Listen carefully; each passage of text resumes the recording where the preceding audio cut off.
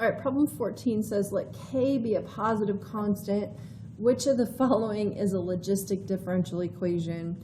To keep this as basic as possible, basically a logistic differential equation is a differential equation, which these all are, where if you took its antiderivative, you'd get a logistic growth function. So if you took the antiderivative of any of these, I hope it makes sense, you take the antiderivative of dy dt, you'd get y.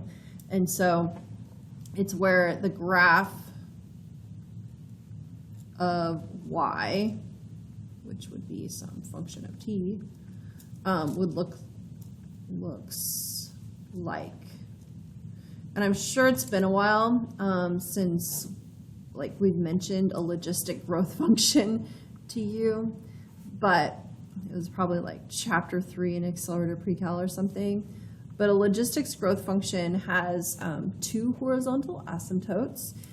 So it's basically like a logistics growth function looks like like a happy population, exponential growth, but then it has like a carrying capacity on the population, like a fishbowl or something, like you can only have so many fish in there type deal. And so it has like a horizontal asymptote for its upper bound, and then it has a horizontal asymptote for the lower bound. So the lower bound, I would say, is typically at y equals 0, and then the upper bound is at some other constant, which I'll just use c to mean like some other constant. Okay, so just to kind of recap what I'm saying here, because this could actually be a super easy problem, even though it does seem kind of crazy, but it could be pretty easy. So a logistic differential equation is one where if you took its antiderivative, its graph looks like a logistics growth function, which looks like this. Okay, now what that means is that, so now let's talk about the calculus behind it. So notice that a logistic growth function, because of the 2 horizontal asymptotes, we would say that the derivative of y with respect to t when y equals that constant, whatever that constant is, that would be 0 because you've got this horizontal tangent line. And you also need the function to be such that dy dt at the moment when your y coordinate is 0, that is also 0.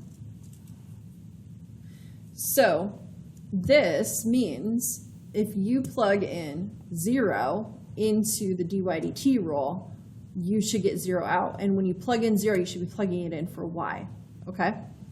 So for that reason, I would rule A out because there's no y in the rule to plug 0 in for. So A is out. B, I've not ruled out yet, but I'm gonna rule it out because while when you plug 0 in for y, you do get 0 out for dy dt, there's no room for you to also plug in another constant for y and get dy dt. So let's just rule it out now. Okay. Part C, there's nowhere for you to plug in values for y at all, and so C is out. Part D is going to end up being, option D is going to be our winner here, because if you plug y equals 0 in, your derivative is 0. And if you plug, oh no, sorry, it's going to lose. Sorry, there's nowhere else to plug y in. This loses. E wins, because if you plug in 0 for y, you get 0 for your slope. And if you plug in a different constant, 1 for y, then you get 0 for your slope. So not only do we know that this is the logistic differential equation, but we actually would know that the constant, that its upper bound would be 1.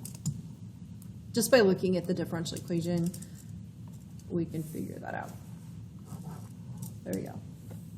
Hopefully that makes sense. It looks insane, but it's actually a pretty simple concept.